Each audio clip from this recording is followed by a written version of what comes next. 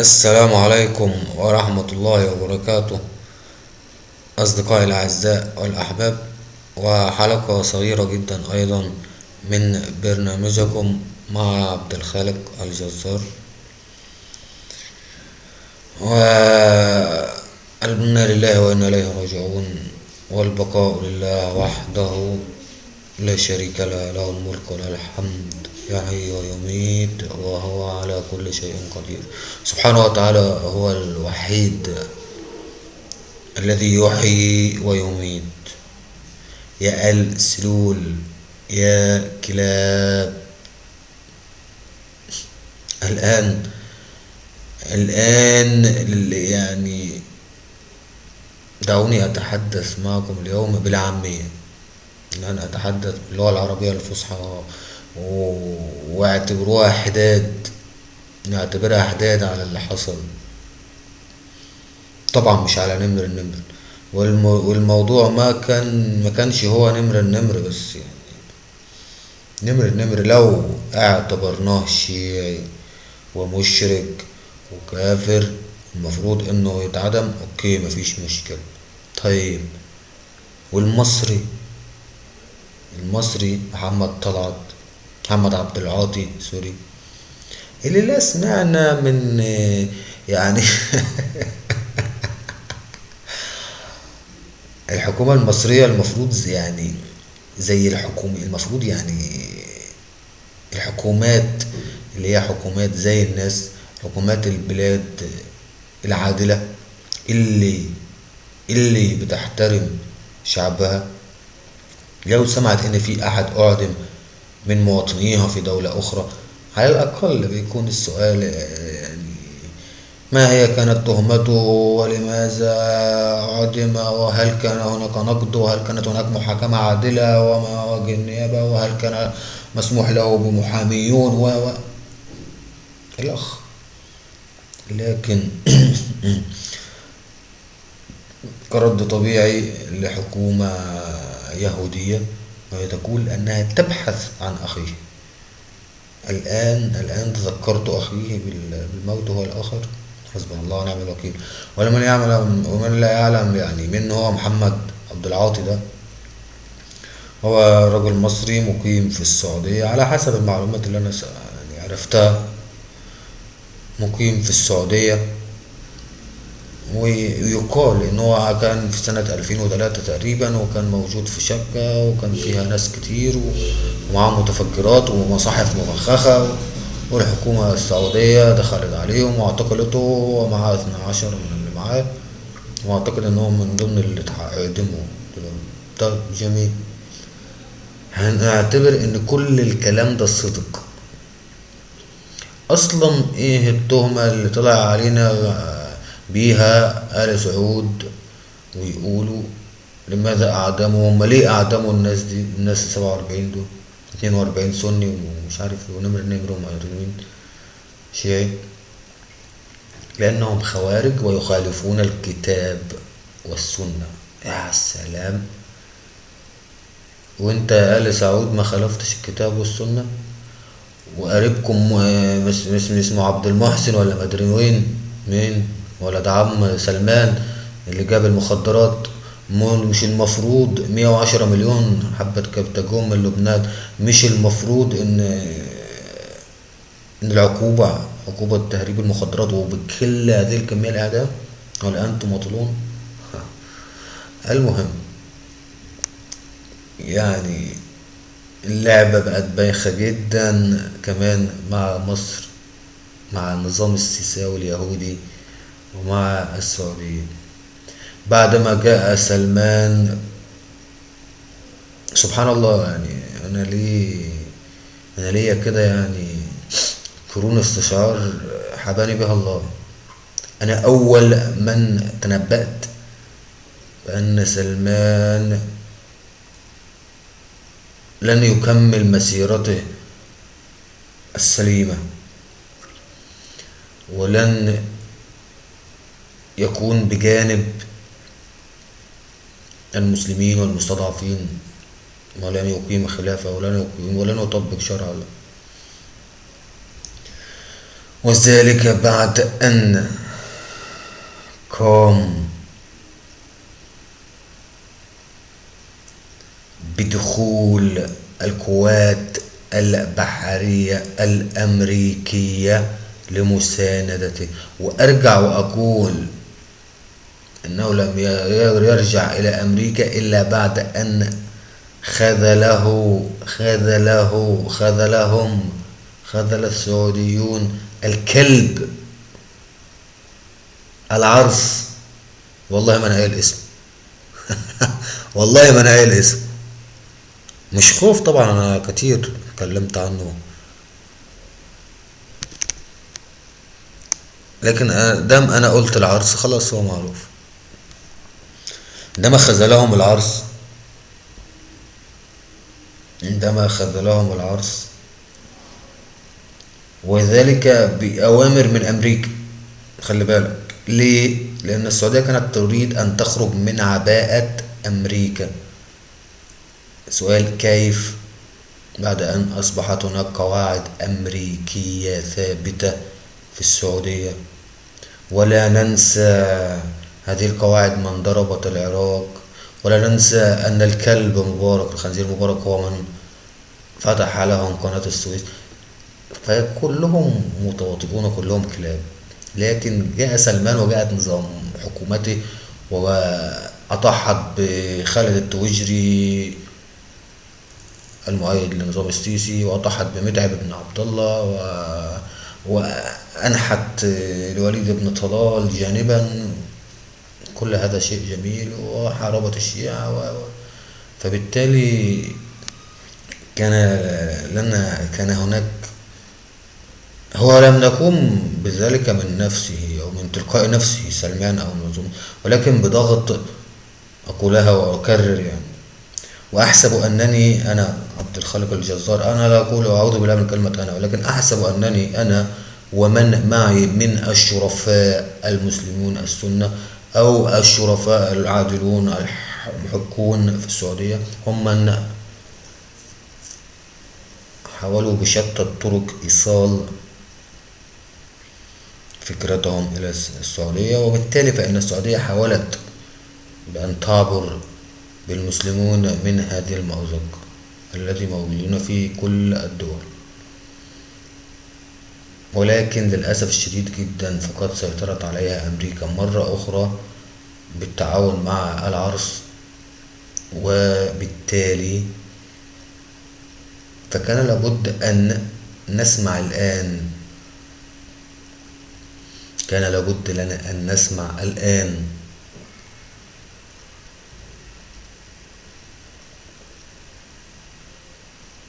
أن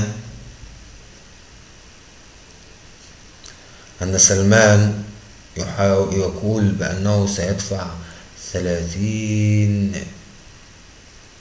مليارات دولار استثمارات لمصر، وسنكفي حاجة مصر من البترول لمدة 5 سنوات.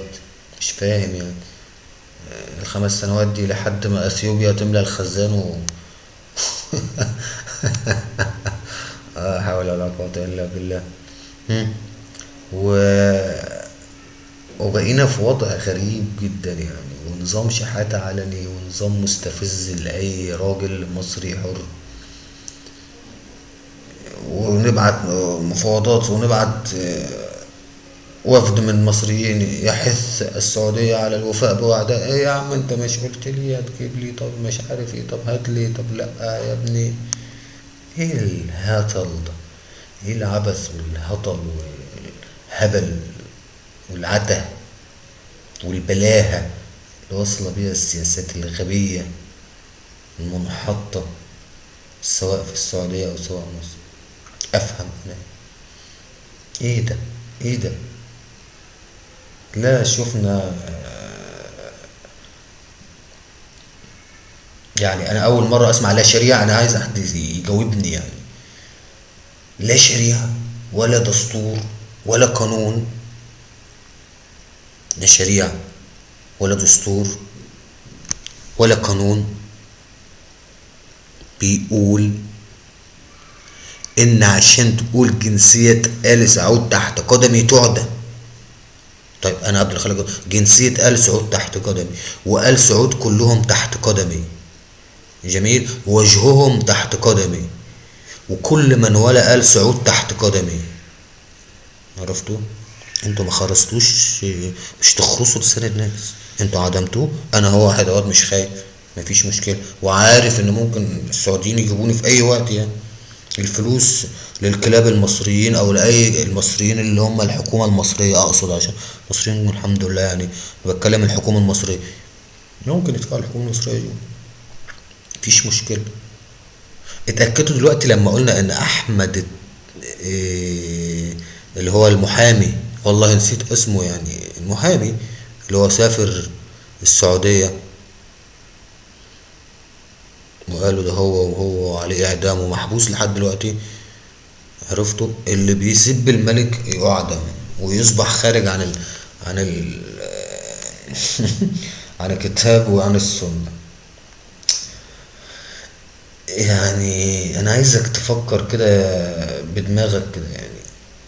والغريب في الامر ان بعد ما كانت الاعلام بتاع السيسي وكان قلب والسعودية زبالة والسعودية ومش السعودية، ساعة لما السعودية قربت مع حماس وما ادري مين، دلوقتي السعودية جميلة ومن حقها، ويا إيران السعودية خط أحمر وتي تتري بتي، والإعلام كلاب، كلاب فلوس، يا للعار اللي مصر وصلت له.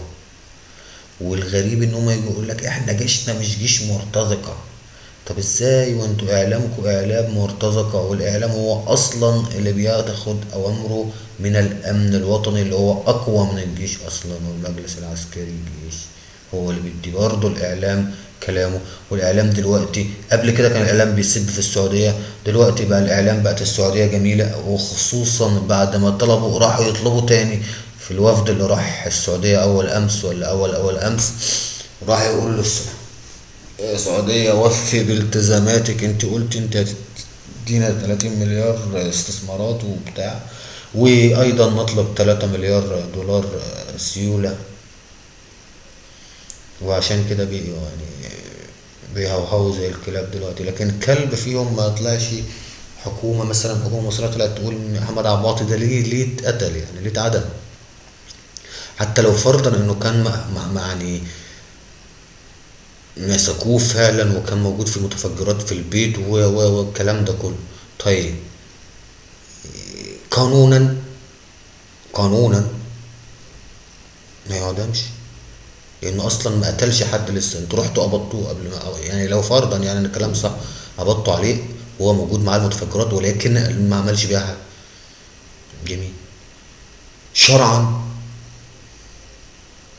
لو قانونا ما ينفعش انك تعدم، لا يصلح انك تعدم شرعا. الدستور القرآن والشريعة القرآنية والشريعة الإسلام ما يصحش إن أنت تعدم. طيب يعني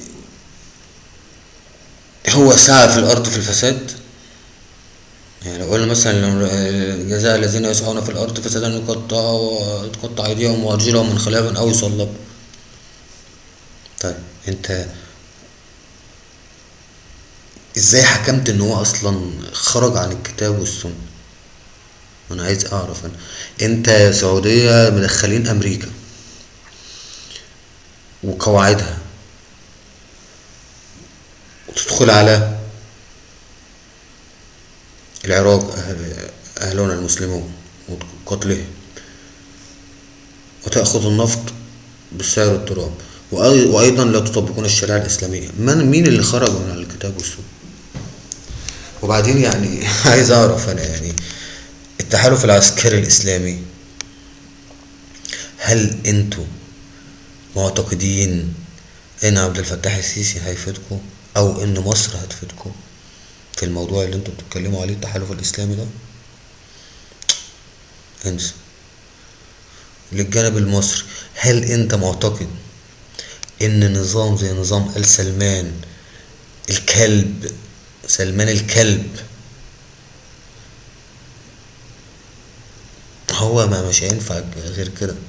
يعني لما جه محمد مرسي وقال عايزين ننتج غذائنا ودوائنا ونصنع احتياجاتنا، اتريقتوا عليه. لكن لما جه واحد زي السيسي عايز يقعدنا زي القوادين، خنزير الزند، يقول 50,000 للزواج مصرية ومدري مين وايه، ونقعد نعتمد على الفلوس منهم عشان خاطر ان هم يمشونا بدماغهم. ويا ريتهم اصلا بدماغهم، ده هي دماغ امريكا وبريطانيا والكلام ده. يعني بعد ما بريطانيا قالت الاخوان منظمة الاخوان ارهابية، وبالتالي فاصبح عبد الفتاح السيسي كويس. والسعودية لكنها يعني لانها ما بتحاربش المبدأ، السعودية بتحارب لمصالحها الشخصية فقط، وليس لا تحارب لدين ولا تحارب لمبدأ، بعكس أردوغان الثابت على مبدأه.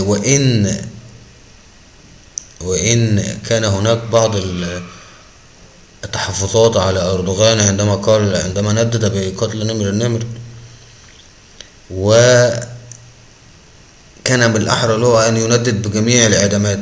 وأيضا أنا فهمت دماغ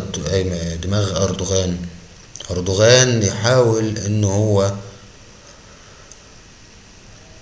يقول يا جماعة الخير، في ناس معدومين مطلوب عليهم الإعدام أصلا، محمد مرسي ومن معه. يعني هو لما أردوغان طلع، اللي فهمته يعني اللي حاولت أفهمه منه يعني إنه ربط دي بدي. وطبعا يا إخوان أكيد طبعا اتضح لكم صدق كلامي لما كنا نقول سلمان كويس، كان أياميها كويس، وكانت المؤشرات كلها كويسة. ولما قلت ان سلمان بينحدروا للاتجاه الخاطئ ضد المسلمين، كانوا وافقوني. اعتقد ان انتوا وافقتوني دلوقتي.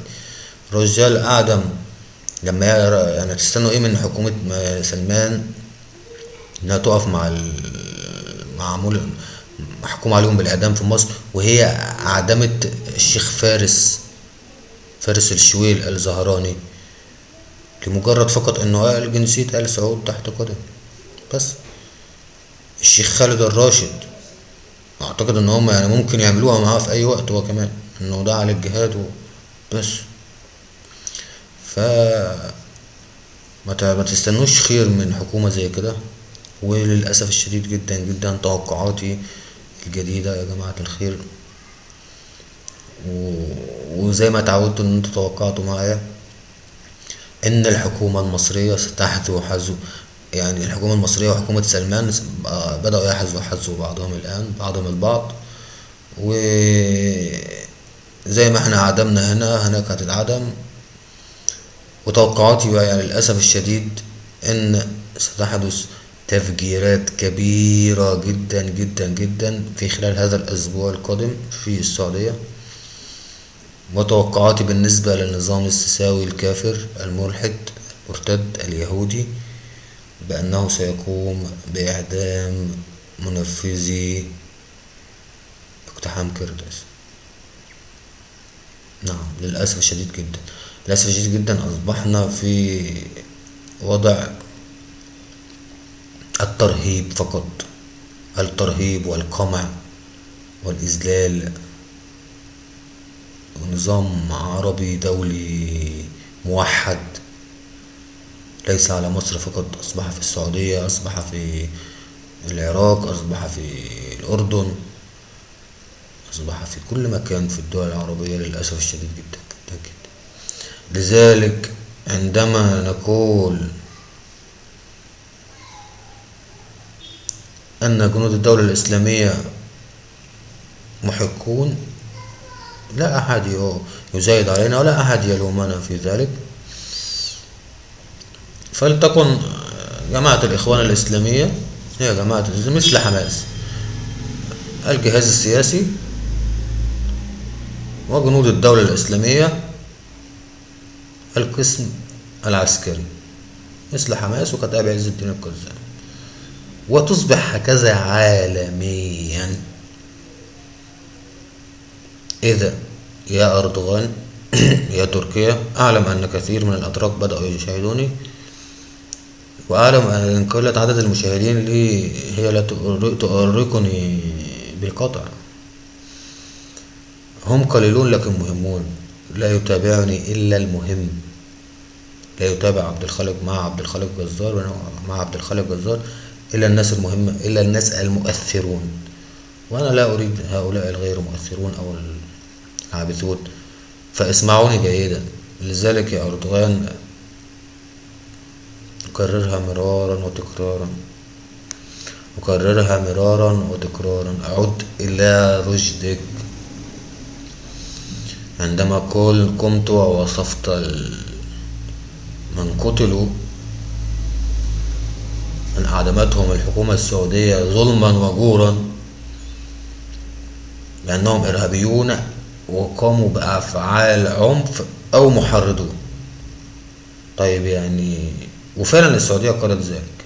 طيب هات لي حد عيل صغير، عيل طفل رضيع، وقول له عندنا 40 واحد يا حبيبي، 47 واحد، منهم محرضون ومنهم قاموا بأعمال عنف. في منهم عملوا أعمال عنف وناس ماتت بسببهم، وفي ناس كانوا محرضين. هنعمل فيهم ايه يا حبيبي؟ هيقول لك يعني عندنا خيارات، عندنا 50 سنة و20 سنة حبس. هيقول لك اللي أعدموا، اللي عملوا أعمال عنف وماتوا يا عمو هيبقى 50 سنة، واللي ما عملوش وحرضوا بس 20 يعني. لكن أي عقل وأي منطق يقول إنك أنت تعدمهم جميعا وفي الآخر تقول يا جماعة الخير كفى استهزاء بالبشر وكفى لعب. ويا سلمان الشعب السعودي أصلا خلاص ثورة ضدك إن شاء الله قريبة، وكل الناس بدأت تعمل فيديوهات يوتيوب عليك يعني، ومحدش سايبك في حالك ومش هيسيبوك. وللأسف الشديد جدا هتشمت الشيعة فينا وفيكم، وساعتها وقتها مترجعش تستنى من الإخوان أو الحركات الجهادية إنها تقف معاك وقت ما الشيعة تدخل عليك، وقت ما أمريكا تقلب عليك، وقت وانت يا أردوغان برضو أقول لك تاني يعني الموضوع متشابك جدا. يعني للأسف حتى الناس بيبصوا للإخوان على إنهم تنظيم دولة، وتنظيم الدولة بيكره الإخوان ويبص إن هم ما وصلوش للي هو عايزه. الإخوان مع تركيا بتبص لتنظيم الدولة على إنه إرهابيين، وتركيا سنة. وإيران بتبص تركيا على إنها إرهابية، وإيران تبص لتنظيم الدولة على والسعودية سنة وتنظر إلى. يا نهار أبيض على اللي بيحصل يا جماعة، يا نهار أبيض حقيقي على رأي مدحت شلبي. يا نهار أبيض يا جماعة. ده لعبة كبيرة بقى، ده لعبة كبيرة، والناس مدياكوا على قفاكوا. لعبة كبيرة والناس مدياكوا على قفاكوا. مين هم الناس؟ هي إسرائيل وأمريكا وحليفاتها. مش بردد كلام الشيعة طبعا، اللي هم كل شيء ما تدخل إذا الشيعة كل ما تزنق شيعي يقولك يا عم ده أمريكا وإسرائيل هم ولبنان بتحارب في إسرائيل وحسن نصر الله. انت السبب يا شيعة الكلاب. أيضا الموضوع كبير، الموضوع كبير، والناس الصح قليلين جدا جدا جدا جدا جدا. عشان توصل للحق هتتعب تفكير، وهتتعب في الحياة لو ما طبلتش للكفر والعلمانية وسقفت للعلمانية.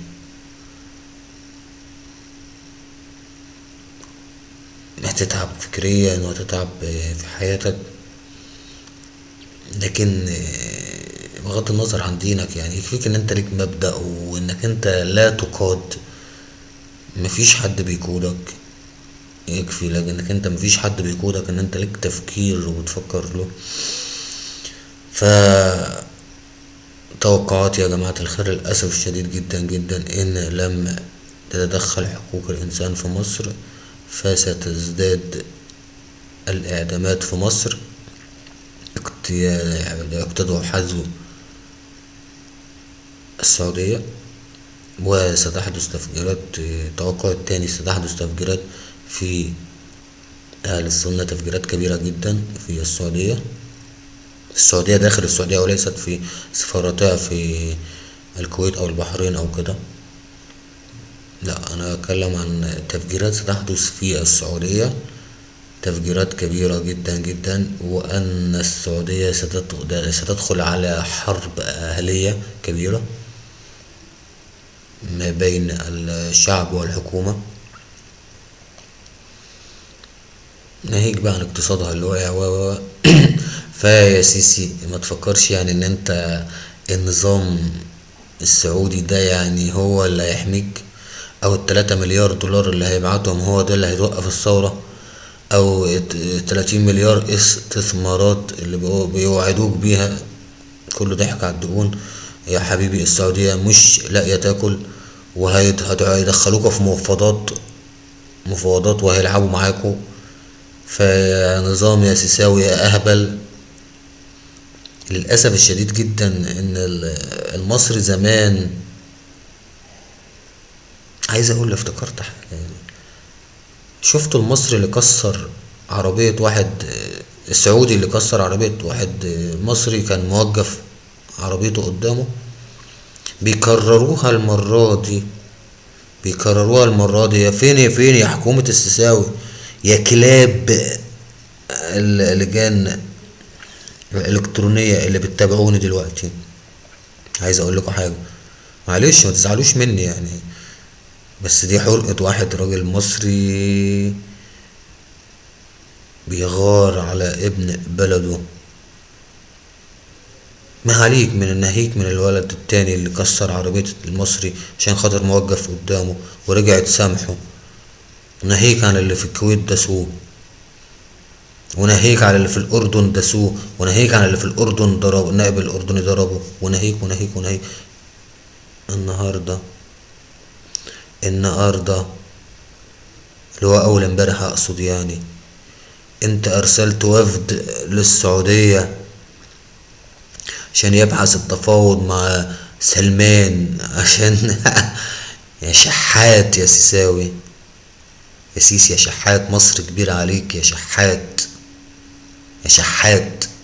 انت ونظامك رايح السعودية عشان تعمل علاقات، عشان يعني تحث السعودية على انها توفي بوعدها باستثمارات وتطلب مزيد من 3 مليارات دولار. في نفس الوقت الوفد هناك في السعودية بيشحت في سعودي موقف عربيته عشان بس المصري بيزمر، بس بيضرب له كلاكس بالعربية.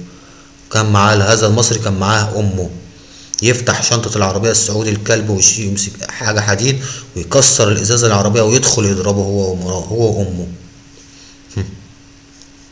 فين كرامة المصري يا معفنين يا كلاب؟ شاطرين بس بالمسرحية بتاعت المصريين في ليبيا وبتاع وأنقذناهم وبتاع، والفيلم الهندي ده ما بيخلش علينا يعني، كلها اتفاقات مخابرات وبتاع وشغل ليبيا. فكك. فيا نظام السوي اوعى تفكر ان مثلا سلمان هيحوشك مثلا، هيحوش الثورة مثلا او كده، او هيكون مؤثر. لا لا لا، ولا احنا محتاجين سلمان ولا محتاجين. وهقول لك على حاجة، هقول لك جملة محتذيا بيها اختم بيها اللقاء يعني، للنظام السيساوي وللنظام السعودي، محتذيا قول الشيخ خالد الراشد فك الله أسره، فك الله أسره قولوا أمين، وقواه على النظام السعودي الكافر. أقول كلمة يعني مقتديا بيه: إذا كانت أمريكا عظيمة فإن الله أعظم، إذا كنتم تتقوون بأمريكا وبإسرائيل فإن الله أقوى. نظام سعودي ونظام أمريكي ونظام مأساوي،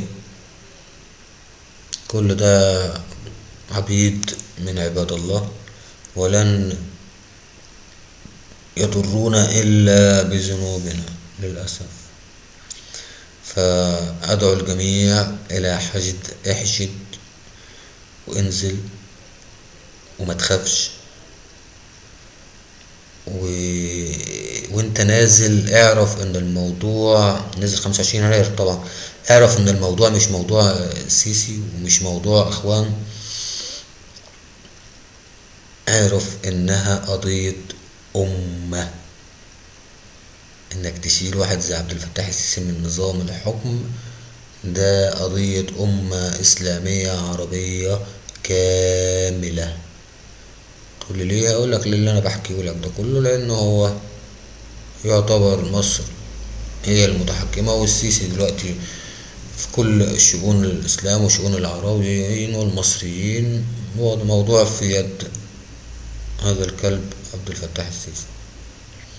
فاعرف كده ان انت وانت نازل انك انت بتشيل، ان انت بتغير أمة إسلامية كاملة، وان الناس كلها، الفلسطينيون ينتظرون منكم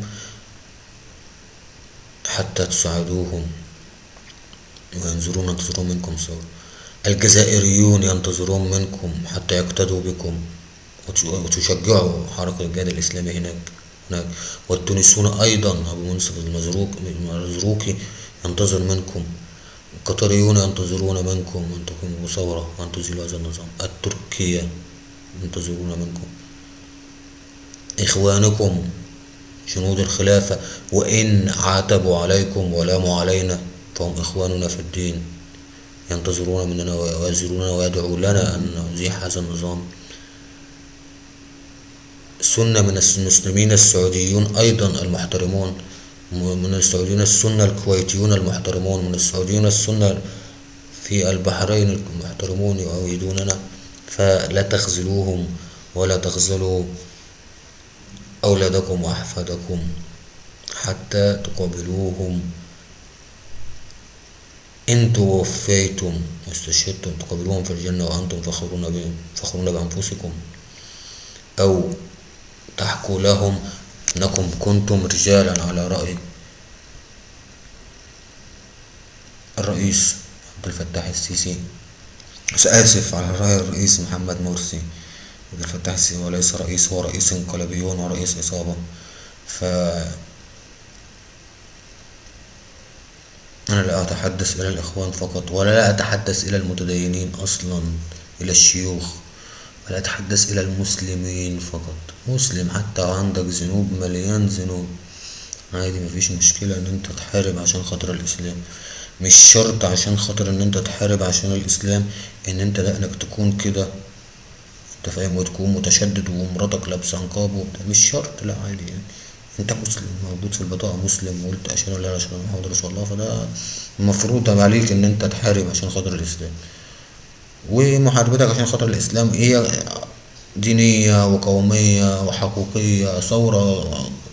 يعني ان قلنا مثلا حتى الكافر والملحد في مصر غير مستفيد الان، حتى خلاص عطشنا في حاجة اكتر من كده، الاقتصاد بايظ يعني حتى اعوان السيسي حتى مش مستفيدين، لان هو مجموعة بس من القادة هم المستفيدين والحرامية وغير السياسيين وغير مؤهلين لقيادة دولة كبرى كمصر. فنسأل الله السلامة، وإن شاء الله سننتصر، وثورة حتى النصر. ألقاكم 25 يناير 2016. السلام عليكم ورحمة الله وبركاته.